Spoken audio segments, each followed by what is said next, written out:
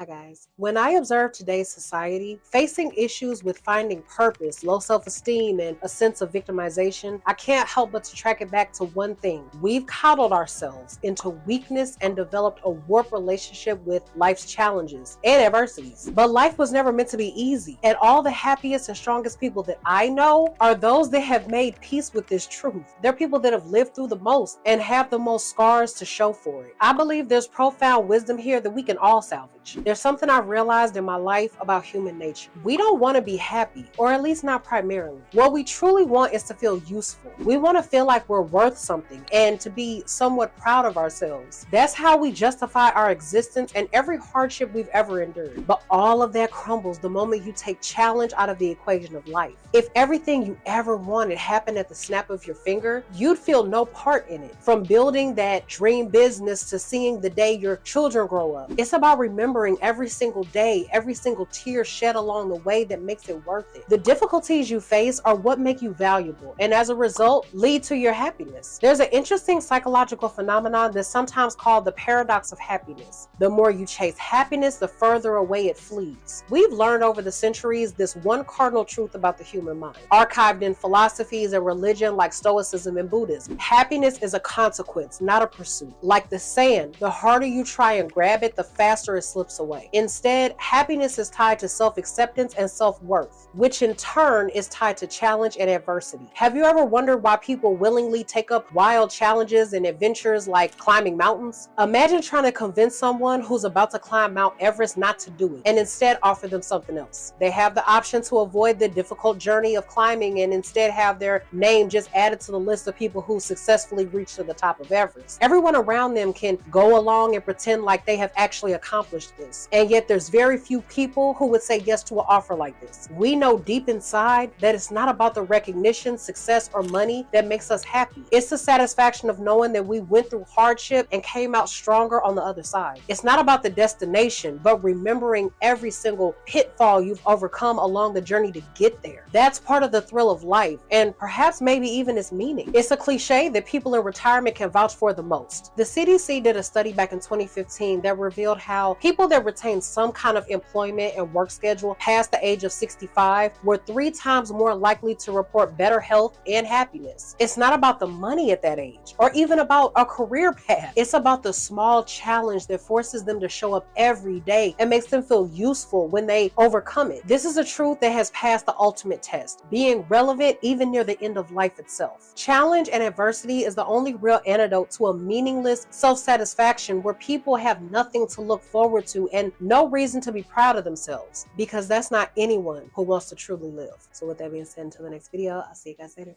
Bye.